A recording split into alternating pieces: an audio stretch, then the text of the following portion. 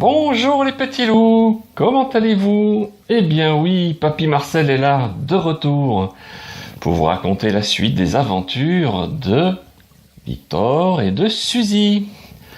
Alors, où en étions-nous? Si je me souviens bien, Louise avait des graves difficultés. Elle était en train de tenir le cerf-volant, mais elle avait du mal à le retenir. Aïe aïe aïe, que s'est-il passé?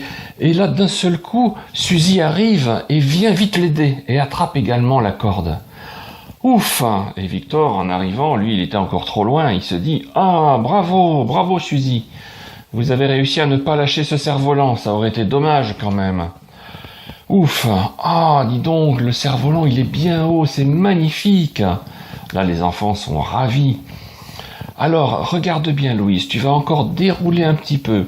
Et comme ça, le cerf-volant va monter, monter, monter. Ça va être magnifique.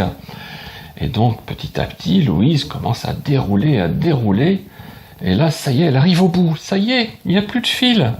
Et là, le cerf-volant est très haut, très haut. Waouh, c'est magnifique, dit Suzy. Ah oui, dit Victor. Il va vraiment bien, ce cerf-volant. C'est génial. Eh bien, on va pouvoir envoyer nos petits messages maintenant. C'est génial. Alors, évidemment, Victor sort un petit message de sa poche et Suzy attrape la navette. Et il sort le petit message. Qu'est-ce qu'il y a d'écrit dessus, dit Suzy. Alors, il est écrit: celui qui lit ce message est un imbécile. Et là, évidemment, les deux filles se mettent à rire toutes les deux. Ah, elle est bien bonne. Victor, c'est un imbécile. Oh, je me suis fait avoir, dit Victor. Mais oui, mais c'est celui qui lira le message tout à l'heure qui sera un imbécile, c'est ça qui est rigolo. Et donc il enroule le petit message très très serré et il le coince dans le ressort de la navette. Il place délicatement la navette sur le fil du cerf-volant. Et attention, on le décale. Vous êtes prêtes les filles? On peut y aller?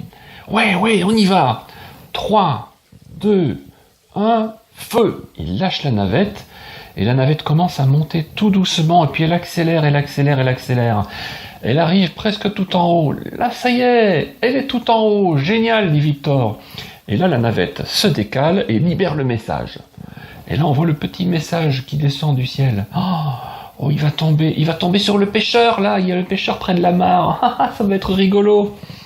Et là, évidemment, tout le monde observe, on se dit, pourvu que ça tombe pas dans l'eau. Ah, il descend. Ouf. Oh, zut, c'est raté.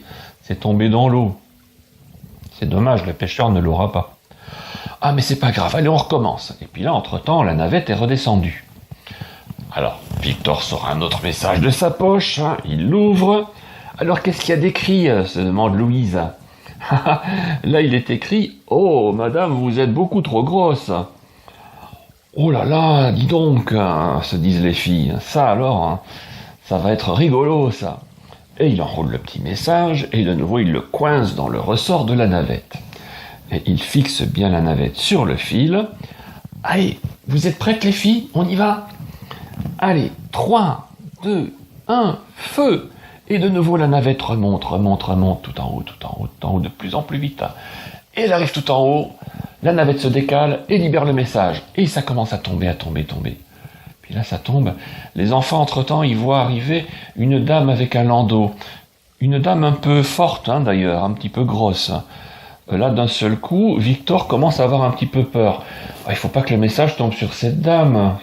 Ça va pas être bien, là. Et puis là, on voit vraiment que le message s'approche de plus en plus du landau et de la dame. Ah là, vraiment, Victor est très très inquiet.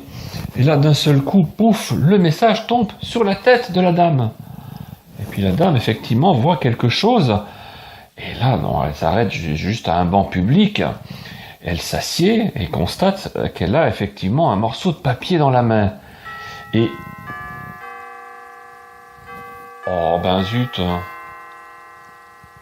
Comment est-ce qu'elle va réagir, la dame, quand elle va voir ce qui est écrit sur le papier?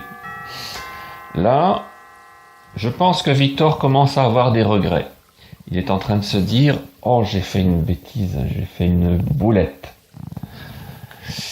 Et oui, c'est peut-être pas très adroit ce qu'il a fait. Il n'a pas pensé qu'en écrivant « vous êtes une grosse dame », ça tomberait peut-être justement sur une dame un peu forte. Alors voilà, on saura demain. On verra demain, puisque vous serez là de toute façon, donc il n'y a pas de problème. On aura la suite de l'histoire. Ah, ce Victor, il n'en rate pas une. Alors, d'ici là, je vous souhaite évidemment de faire de très beaux rêves. Je vous dis à très bientôt et au revoir.